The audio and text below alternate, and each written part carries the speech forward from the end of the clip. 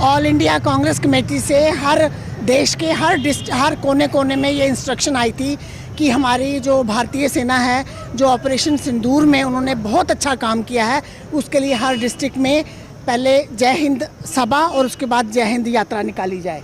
और उनके सम्मान में भारत की फ़ौज ने बहुत अच्छा काम किया है और हमें नाज है हमारी भारतीय सेना पर, और उनके सम्मान के लिए हमने यहाँ जय हिंद यात्रा निकाली है।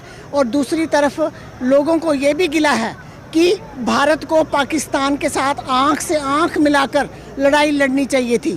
3 दिन में ही लड़ाई बंद कर दी गई। ऐसे लगता है कि लोग इस चीज़ का जवाब चाहते हैं कि भारत पीछे क्यों हटा।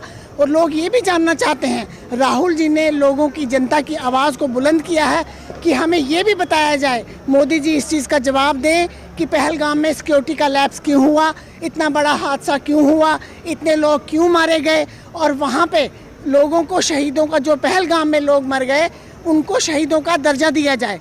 आज तक 2014 से लेकर 2025 तक 568 लोगों की आतंकवाद में जान चली गई है।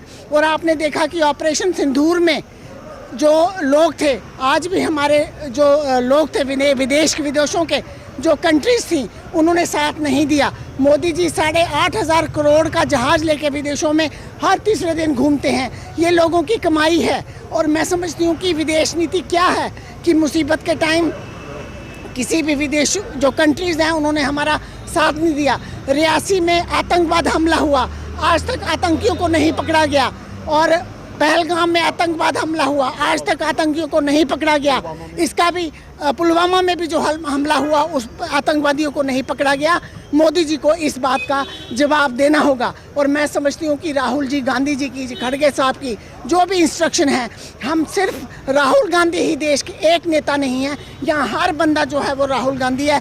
और हम ऐसे ही देश को इंसाफ दिलाने के लिए यात्राएं निकालते रहेंगे, प्रोसेशन करते रहेंगे और रोड पे लड़ाई करते रहेंगे। आपने देखा कि जितने भी लोग यहाँ आए हैं ये प्योर कांग्रेसी हैं और यहाँ नेताओं का सम्मेलन था ये। तो मैं समझती हूँ कि आने वाले वक्त में भी ऐसे ही हम प्रोसेशन निकालते जाएंगे। देखिए, जो आज हमने जय हिंद यात्रा निकाली है, ये हमारे हिंदुस्तान के जो फौजी भाई हैं, जो ऑपरेशन सिंदूर के तहत जो हमारे हिंदुस्तान फौजी भाइयों ने अपना पराक्रम और शौर्य बॉर्डर पे दिखाया, जो मुंह तोड़ जवाब पाकिस्तान को दिया, आज हम उनके फेवर में, हमने पूरी जनता ने रैली निकाली और उनके शौर्य और पराक्रम की सराहना की। और जो फौज, हमारी हिंदुस्तान फौज सक्षम है, और उन्होंने, फौज ने कहा भी था हमारी इसको हिंदुस्तान सरकार को कि हमें 1 हफ्ता और दे दो। आप पीओके की बात करते हो, हम पूरा पाकिस्तान हिंदुस्तान के साथ मिला लाएंगे। हमें ये नहीं पता चला कि मोदी साहब की कौन सी ऐसी मजबूरी थी कि ट्रंप के एक इशारे पर मोदी साहब ने 3 दिन में ही सीज फायर कर दिया और हमारी सेना को पीछे हटना पड़ा। हम ये पूछना चाहते हैं आपके माध्यम से इस सरकार को कि मोदी सरकार को कौन सी ऐसी मजबूरी थी कि हमारी फौज को पीछे करना पड़ा। एक दूसरा, जो हमारे विदेश मंत्री ने अपने ट्वीट में बोला कि हमने ऑलरेडी पाकिस्तान सरकार को बोल के रखा था कि हम आपके आतंकी ठिकानों पर हमला करने वाले हैं। मुझे बताइए, क्या ये देशद्रोह नहीं है? क्या अपने देश की नीति हमारे दुश्मन देश को बतानी कि हम आपके आतंकी ठिकानों पे हमला करने वाले हैं? क्या मुझे बताइए कि क्या पाकिस्तान के आका जो आतंकी हैं, भाई हैं, उनके आका हैं, क्या उनको वो वहाँ पे रखता?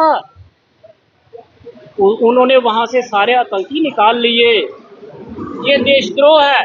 हम चाहते हैं कि देशद्रोह का मुकदमा उस हमारे मंत्री पर, जो सरकार में मंत्री है, उस पर होना चाहिए।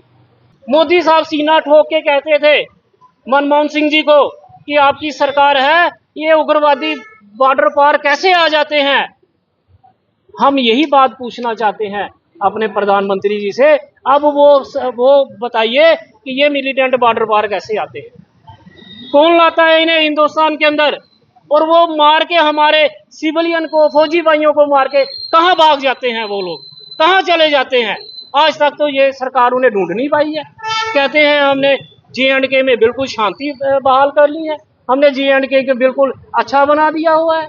हम आपके माध्यम से यही सरकार से पूछना चाहते हैं और हम ये कहना चाहते हैं, जिस मंत्री ने ये बात कही है कि भाई हमने ऑलरेडी पाकिस्तान को बताया था कि हम आपके आतंकी ठिकानों पे हमला करना चाहते हैं, हम उन पे देशद्रोह का मुकदमा चाहते हैं। देखिए, आज जय हिंद यात्रा जो है वो सांबा डिस्ट्रिक्ट में निकाली गई और हमने इंडियन आर्मी जिंदाबाद के स्लोगन लगाते हुए सांबा से होते हुए बाजार से होते हुए आज सैकड़ों की हिसाब से लोगों ने जो है इसमें शमूलियत किया और हमने यही कहा कि हमारे हिंदुस्तान की सेना ने जो है वो पाकिस्तान के टेररिस्ट कैंपों को तबाह किया, लेकिन ये रातों रात जो लड़ाई है ये बंद क्यों की गई और अमेरिका के कहने पर क्या की? क्या आप तो POK JK लेना चाहते थे? आप तो टेररिस्ट जो बाकी कैंप है वो भी तबाह करना चाहते थे, लेकिन अमेरिका के दबाव में आकर ये लड़ाई जो बंद की है इसका हमें अफसोस है। आज पूछता है हिंदुस्तान कि आज जो पुलवामा में अटैक हुआ वो आज तक उग्रवादी नहीं पकड़े गए, जो पहलगाम में अटैक हुआ वो नहीं पकड़े गए। आज ये किसकी जिम्मेवारी है? ये कैसे आते हैं? और दूसरा मैं ये भी कहना चाहूँगा कि 66 अरब रुपया खर्च करने के बावजूद जो प्रधानमंत्री ने खर्च किया, आज एक भी विदेशी जो इनकी जो पॉलिसी रही है वो टोटली फेल है। किसी भी मुल्क ने हिंदुस्तान का साथ नहीं दिया। तुर्की की हमने कितनी मदद की, टर्की की, और उन्होंने ड्रोन पाकिस्तान को दिए। बहुत से लोगों ने जो पाकिस्तान की मदद की, आज एक भी मुल्क हिंदुस्तान के साथ खड़ा नहीं हुआ। हम पूछना चाहते हैं और हमारे जो विदेश मंत्री ये कह रहे हैं कि हमने पाकिस्तान को ऑलरेडी इन्फॉर्म किया था कि हम आपके टेररिस्ट कैंप पे अटैक करेंगे। क्या इस तरीके से लड़ाई लड़ी जाती है? इस तरीके से टेररिस्ट जो मारे जाते हैं? आज पूछते हैं लोग, पूछता है बात, आवाम मुझे पूछना चाहती है। जिस लोगों से काम नहीं करेगा और कुछ लोग ये भी कह रहे हैं कि ये पॉलिटिक्स हो रही है। हम ये कह रहे हैं कि आपने सिंदूर जो घर घर में बांटने का काम जो अनाउंस किया था, क्या वो सियासत नहीं थी? आप जो कहीं भी जाते हैं कई हजार अपने कैमरामैन ले जाते हैं, वो पॉलिटिक्स नहीं है। तो हम यही कहते हैं कि लोगों के साथ सरासर धोखा है। जो जो कुछ आपने किया है वो सरासर गलत है।